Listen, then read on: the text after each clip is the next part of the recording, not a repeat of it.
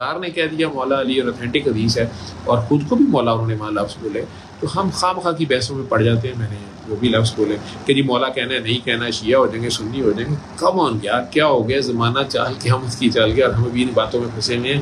سرکار نے کہہ دیا بات ختم ہوگی، نو آبجیکشن، اتھینٹک حدیث ہے. اور پھر کیا سرکار کو نہیں پتا تھا کہ اکبر تو اللہ ہے، اللہ اکبر، لیکن وہ کہہ رہے ہیں صدیق اکبر؟ کیا اللہ کو نہیں پتا تھا کہ عثمان غنی کہہ رہا ہوں میں تو غنی تو اللہ ہے، لیکن وہ کہہ رہے ہیں انہیں، تو اللہ کو بھی ان کی نیت پتہ ہے اور اللہ الغنی ہے.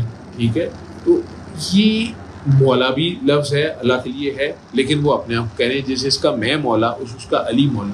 اور علی کے لیے یہ ساتھ یہ بھی کہہ رہے ہیں کہ علی اور حق کبھی جدا نہیں ہوں گے. لیکن آپ دیکھیں کہ 23 سال نبی کریم صلی اللہ علیہ وسلم کو پردہ فرمائے ہوئے ہیں اور ان کے پہلے داماد اور ذوالنورین جنہیں کہا جاتا ہے، 2 چاند ان کے مالک یا 2 بیٹیاں سرکار کی ان کے نکاح میں آئیں، اور وہ عثمان غنی رضی اللہ تعالیٰ عنہ جو بدری صحابی ہیں، مکی ہیں، مہاجر ہیں، پھر اتنا پیسہ وہ سارا انہوں نے لگا دیا اسلام کے اوپر. آج بھی ان کے ٹرسٹ چل رہے ہیں سعودیہ میں. مسلمانوں کو کنویں خرید کے دے رہے ہیں پانی کے، 100 اونٹ گلے کے آ رہے ہیں جب بھوک ہے، پیاس ہے، کھانا پینا نہیں ہے. انہیں عثمان غنی کو مسلمان ہی محاصرہ کر کے ایسی کنفیوژن، ایسا فتنہ جنریٹ ہوتا ہے. فتنہ کہتے ہی اسے ہیں جس میں دونوں پارٹیاں حق سچ کلیم کر رہی ہوتی ہیں، پتہ نہیں چل رہا کیا ٹھیک ہے کیا غلط. تو اس وقت انہیں شہید کر دیا جاتا ہے مسجد نبی میں کئی دن کے محاصرے کے ساتھ، بالکل بھوک اور پیاس کی عالم میں، روزے کی حالت میں. اور پھر مولا علی کی جب بیعت لی جاتی ہے، ان سے ریکویسٹ کی جاتی ہے کہ اب آپ لیڈ کریں، اور چند دن کے بعد ان کے خلاف بغاوت ہے ایک قسم کا. لوگ بڑک اٹھتے ہیں کہ جی آپ نے باغیوں کو چھوڑا، ان کے قاتلوں کو کیوں چھوڑا، کیونکہ اس وقت فساد ہو رہا تھا. انہوں نے بات کو جیسے بھی سیٹل کیا، ٹاپک کہیں اور چلا جائے گا. سرکار نے جب کہہ دیا تھا کہ علی اور حق جدا نہیں ہو سکتے، مجھے سمجھ نہیں آتی ہے اتھینٹک حدیث ہے ہر طرف سے، تو پھر کیا بحث تھی، کیا لڑائی تھی. اینی ویز اس کے بعد ان کے تو 7 سال ان فطروں کو دباتے ہی گزر گئے. گھوڑے کی پشت پہ ہی سب سے ٹف ٹائم تھا وہ ان کے حصے میں آیا. اس بحث میں میں سمجھتا ہوں کہ اللہ کی اپنی جو سلیکٹڈ ساری کی ساری اسکرپٹ تھی، جو کچھ بھی ہوتا آیا. یہ ہو ہی نہیں سکتا کہ مولا علی کو نبی کریم صلی اللہ علیہ وسلم کو ڈیوٹی ڈائریکٹ ڈیوٹ کرنے کی یہ آپ کی ہے اور پھر وہ نہ کرے. یہ نہیں ہو سکتا، یہ میں نہیں سمجھتا. یہ میرا اپنا کانسیپٹ ہے. انہیں ہجرت کی رات کہہ رہے ہیں تو لیٹ جو 20-21 سال کا جوان، انہوں نے بالکل نہیں کہا کہ جناب میں اکیلا کیا کروں گا، لیٹ گئے. خیبر میں کہہ رہے ہیں آپ اکیلے جائیں، تلوار لے کے چلے گئے. خندق میں سب سے آگے کھڑے ہیں. بدر میں کہہ رہے ہیں علی اب جائیں. تو یہ سوال نہیں ہو سکتا کہ مولا علی کو وہ کوئی ڈیوٹی دے کے جاتے. اور یہ آپ لوگوں کی چیٹ میں کوشش کروں گا بعد میں پڑھ لوں، لیکن بہتر ہے کہ آپ ویڈیوز کے نیچے بعد میں کامنٹس لکھیے گا. ان کامنٹس کو میں پڑھ کے جواب دینے کی کوشش کروں گا. پرٹیکولرلی یوٹیوب کے ذرا کم ہوتے تو میں جواب دے دیتا ہوں، لیکن یا میری ٹیم میں سے کئی لوگ جواب دیتے ہیں. لیکن ابھی جو میں بات کر رہا ہوں اس کو سنے بجائے چیٹنگ کرنے کا.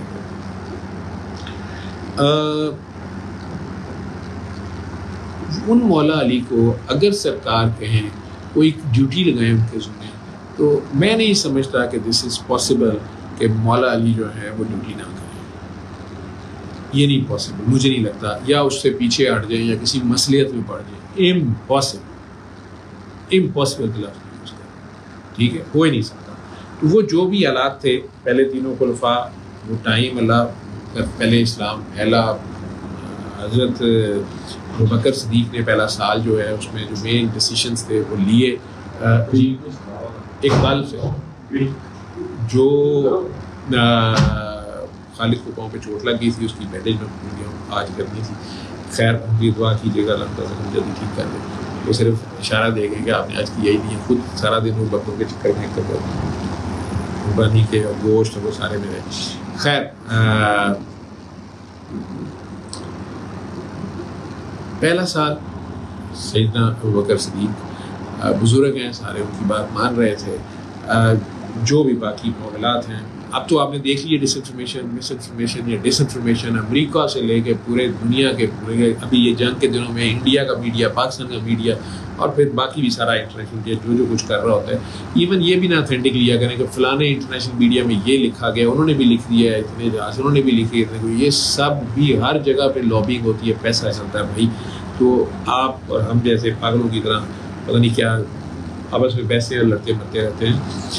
تو اس لیے کہا گیا کہ خوب تحقیق کیا کرو, کوئی بھی خبر لے کے آؤ خوب تحقیق کیا کرو. قرآن میں حکم ہے, سورہ آپ میں آپ دیکھ لیا کریں. تو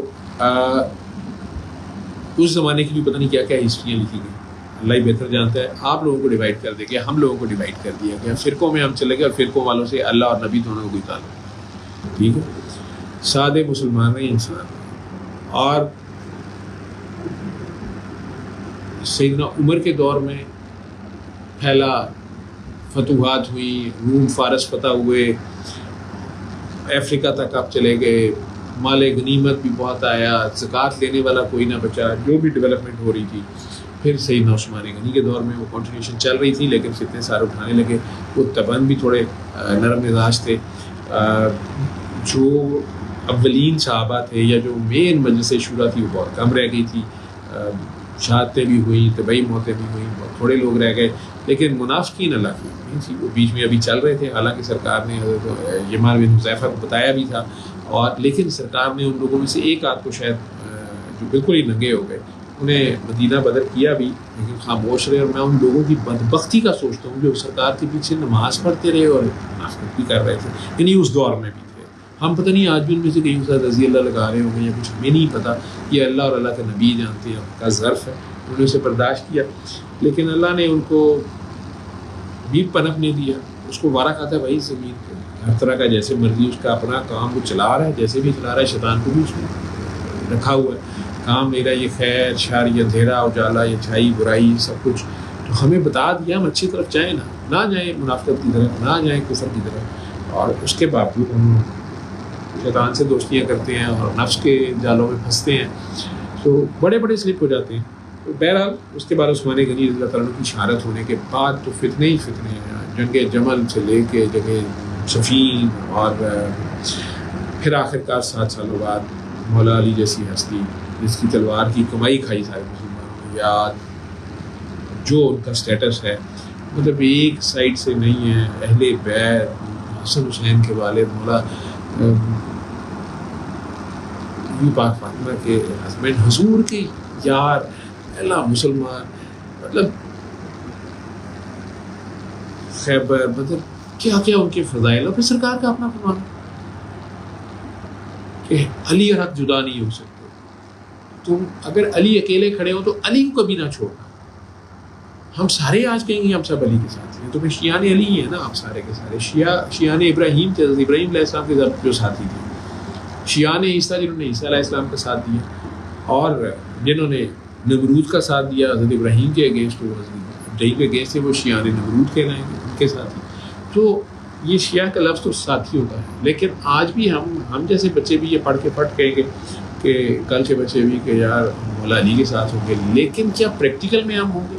اگر کوئی ایسا ٹف ٹائم آ جائے, آ جائے, اور جو مس انفارمیشن اور ڈس انفارمیشن اس طرح کے زر صافی ہے, میں کیا کہوں گے, یہ لوگ پھیلاتے ہیں اور منافقین ہوتے ہیں, اور چند ٹکوں کی خاطر ایمان بیچنا, اپنا قلم بیچ دینا, یا سب کچھ بیچ دینا, اللہ معاف کرے ہم سب کو. تو لیکن یا اپنی جان کے خطرے سے, یا مال کے خطرے سے, نقصان کے خطرے سے, پوزیشن ضائع نہ ہو جائے, یہ سب کمزور ایمان کی نشانیاں ہیں, نفاق کی نشانیاں. ہمارے اندر سے وہ پلیتی نہیں گئی ہوتی. اسی لیے اللہ اہل بیت کو کہہ رہا ہے کہ میں تمہیں ٹف ٹائم سے گزارا ہوں, کہ میں تمہیں اور پاک کرتا جاؤں. تطہیر وہ بہت بڑا لفظ ہے, اور پیوریفیکیشن. اور نبی کریم صلی اللہ علیہ وسلم کو اس لیے کہہ رہے ہیں کہ میں نے آپ کو کوثر عطا کی, پاکی عطا کی, لیکن آپ نماز قائم رکھیں اور قربانی دیتے رہیں.